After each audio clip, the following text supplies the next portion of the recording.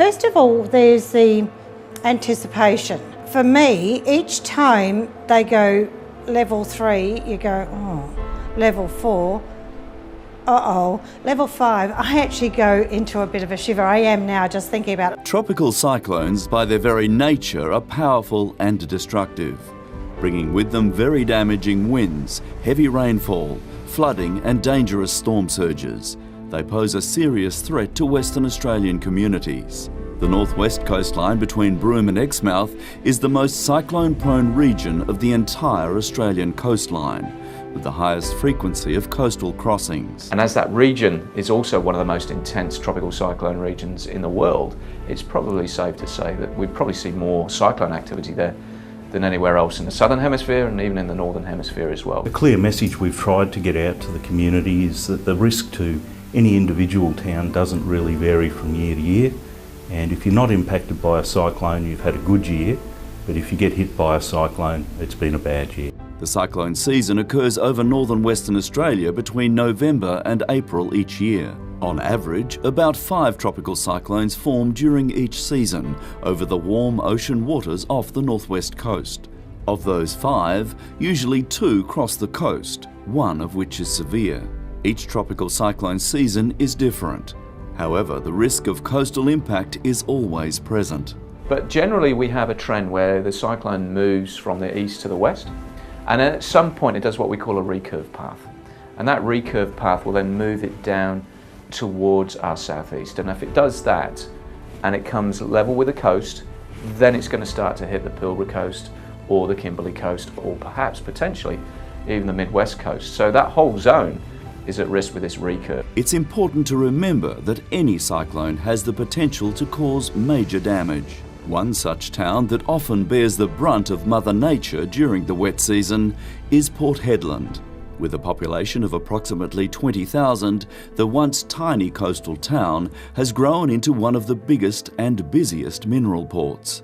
Port Hedland is now home to the world's largest bulk tonnage port, exporting 372.3 million tonnes per annum. Known as the gateway to the Pilbara, this diverse coastline also experiences more cyclones than any other part of Australia. Since 1910, there have been 55 cyclones that have caused gale force winds or stronger at Port Hedland, which equates to about 1 every 2 years. This year marks the 40th anniversary since Tropical Cyclone Joan, one of the most significant cyclones in WA's history. Crossing the coast 50 kilometres west of Port Hedland on the 8th of December 1975, Tropical Cyclone Joan brought with it winds of more than 200 kilometres per hour. 85% of the town's homes were damaged, especially along the ocean front. The local hospital was also destroyed, with a total cost of building repairs running into the millions. My first cyclone experience with Port Hedland would be in 1964.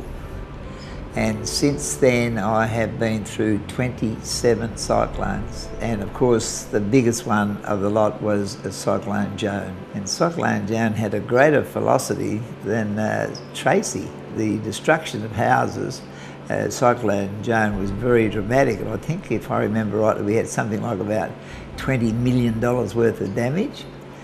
And of course the biggest thing in those days that people didn't realise, some of those houses were 10, 15 years old, and people had only insured them for the purchase price. So, you know, that tremor and change in economics had a dramatic effect on this whole town. So Kirsty was born 5 months before Cyclone Joan hit Port Hedland, so we had no power at all. And I was having to light a wood barbecue with wet wood to boil water to sterilise her bottle. As she grew up and left school and she was moving away from home for the very first time, she was 23 years of age, and moving down to Exmouth, and I went down with her and got her settled in the house, and the house that she had been given had the cyclone screens, it had tie downs, it had everything, and it put my mother's mind at rest.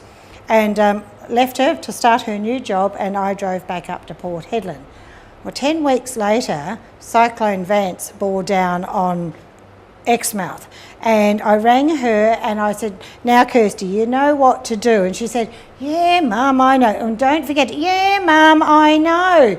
And I know, Mum, you know, typical 23-year-old.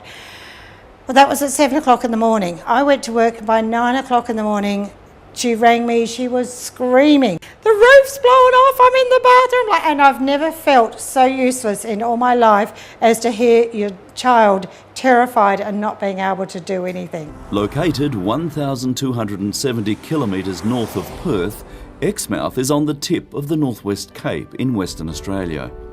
First used as a military base in World War II, the coastal town now supports local industries such as fishing, tourism, building and construction.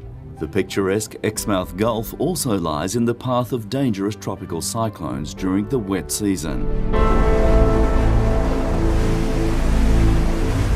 One of the strongest cyclones to hit mainland Australia, Tropical Cyclone Vance, passed down the Gulf on the 22nd of March 1999. While damage to the town was extensive, it was the 3.5 metre storm surge that followed that caused widespread destruction near the marina. When it hit for the next 3 hours or so, it's quite scary because we were in the old SES building and the roof was lifting about 10 inches, you know, we were thinking it was going to go. Constant calls all the time, you know, help, the houses disintegrating and tipping over.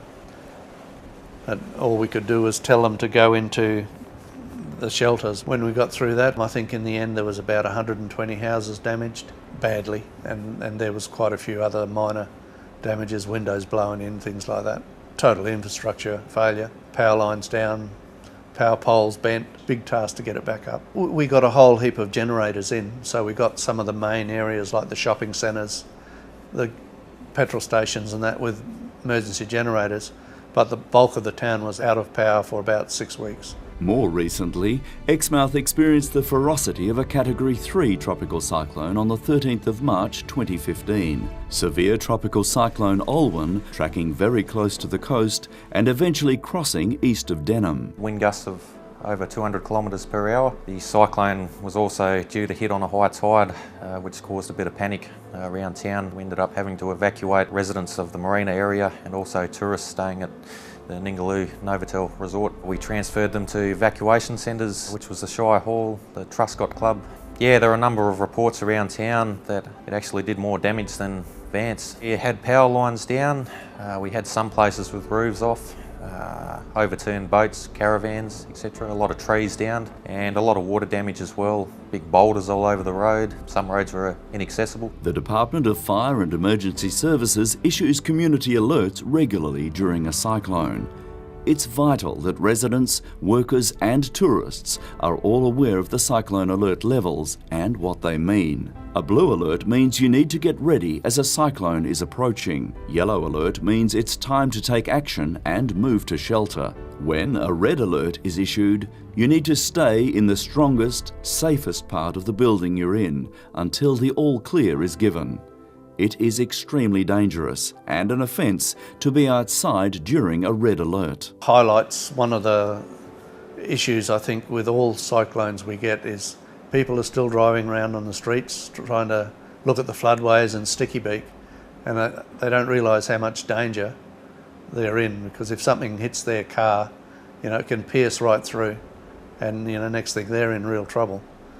So we always try and say stay indoors and only come out if it's really necessary. With the cyclone season upon us, now is the time to put your plans into action. There are simple steps you can take to prepare your home and family for cyclones. Tidy up around your property by securing any loose items that could become projectiles in strong winds. Trim branches and treetops and fix shutters or metal screens to all of your glass windows and doors. Prepare a plan and make sure everyone in your family is familiar with it. Think about what you will do during a cyclone. Will you shelter in your home or relocate to a safer place? What will you do with your pets? Have an emergency kit ready, including a portable radio, torch, spare batteries, mobile phone, first aid kit and enough food and water for at least 4 days. Know how to switch off the electricity, gas and water at your property. Monitor Bureau of Meteorology forecasts and warnings online and listen to your local ABC radio. If there is also the risk of flooding, learn what official river height will cause your home to be flooded. Develop a household flood plan and ensure you and your family know what to do. Have your emergency kit and your relocation kit ready and ensure you and your family know where they are stored. Make sure your home is prepared. Secure hazardous items, roll up rugs, move furniture, electrical goods and valuables to a higher level. Place important personal documents, valuables and vital medical supplies into a waterproof case in an accessible location. Don't be complacent. Make sure you know and understand the risks associated with cyclones and flooding. If you're not prepared for the worst, you are putting yourself in danger. By learning from past experiences, you're preparing yourself for significant weather events that might impact your family, home or workplace in the future. I suppose I used to have this little saying, cyclones are like relatives. They come every year and they stay for a little while. They make a mess and then next year hope they go and visit someone else. For more information on how to stay safe this season, download a copy of Cyclone Smart from the DFES website, www.dfes.wa.gov.au. It only takes one cyclone to change your life and your community.